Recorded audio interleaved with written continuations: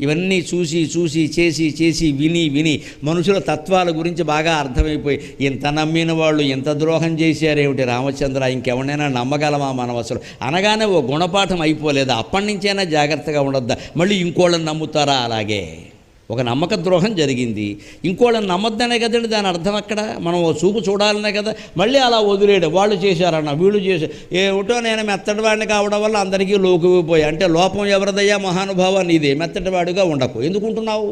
మెత్తదనం మార్చుకోవాలి. మంచిదనం పనికొస్తుంది. కలియుగంలో మెతకదనం పనికిరాదండి.